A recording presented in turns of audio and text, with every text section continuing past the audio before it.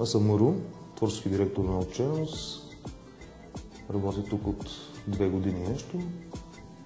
Нещо ми щеше още хубаво каза.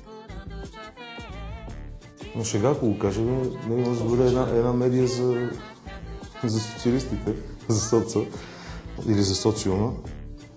Реално какво е един профил, ако не го поддържаш и ако той няма какво да каже на хората? Нищо, създаването на профил е началото на някакъв диалог, даже още преди това пост, защото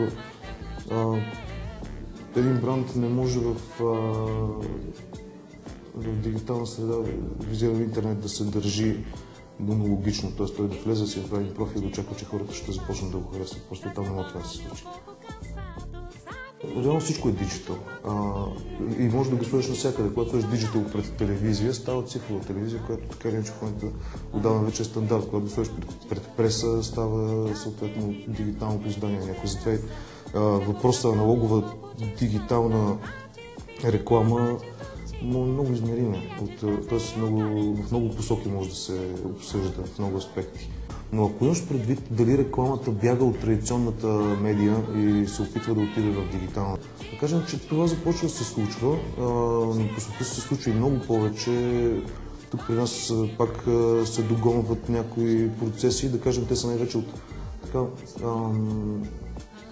не знам дали трябва да използвам думата страх, да се премине към по-новия формат, тъй като просто там говоря за телевизия и прочее, нещата са по-познати. И когато един човек си планира рекламата, той въобще не знае какво може да очаква, когато е на познатия терен на телевизия.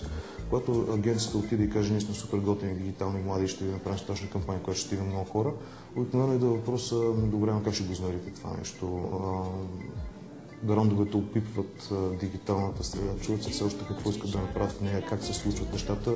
Така правят първи стъпки, които съответно са като по всяко дете, падаш, ставаш, учиш се нещата.